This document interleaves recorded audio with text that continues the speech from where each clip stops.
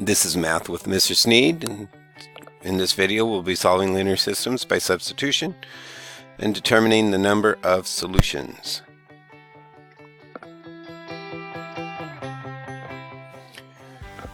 Example 3. Graph each system of equations and tell how many solutions it has. Then solve algebraically by the substitution method. So the first equation is in standard form. So we want to start by finding its x-intercept, and that is when y is equal to 0. So we're going to take 2x equals 8. We're going to divide by 2 to get x by itself. So we get x equals 4, which can be written as 4, 0. Then we're going to find the y-intercept. Same idea, but this time x is equal to 0. So we have negative 2y equals 8. We're going to divide by negative 2, and we find that y is equal to negative 4. And this can be written as 0, negative 4. We're going to plot each of these points on the graph.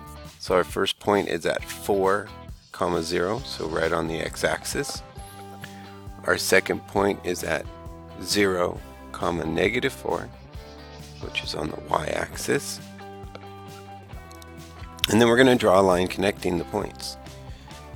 We want to make sure our line is straight, so that way when we look for the intersection is in the correct place.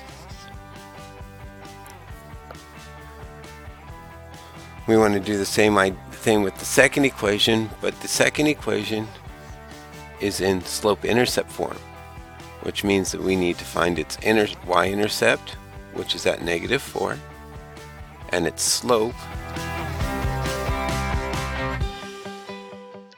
which is 1, and we can write it as 1 over 1.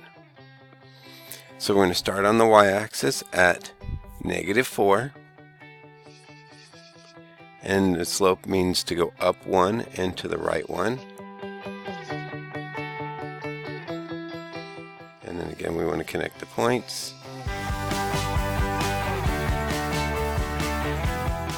And hopefully you notice that we have the same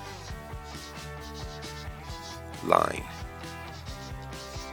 from the two equations,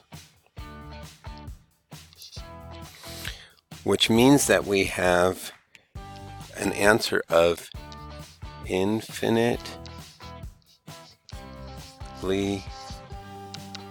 many solutions.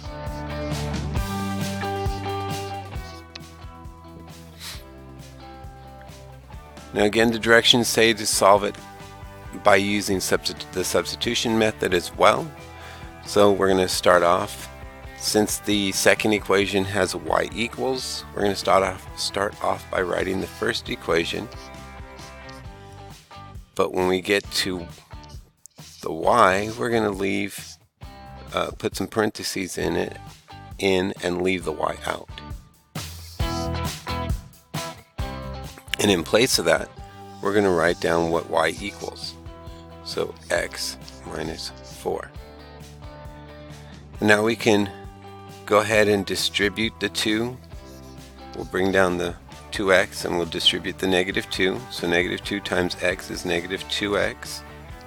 Negative 2 times negative 4 is positive 8. And that equals 8.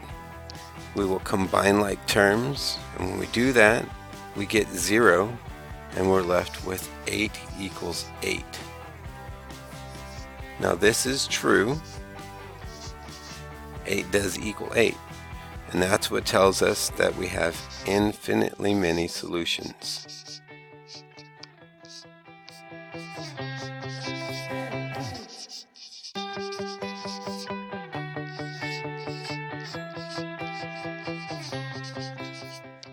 So when we are solving algebraically, whether it be substitution or linear combination, if the variables cancel out and we're left with an equal statement that is true, we have infinitely many solutions. if we are left with a statement where they are not equal to each other, we have no solution. And with that, those are your notes for today.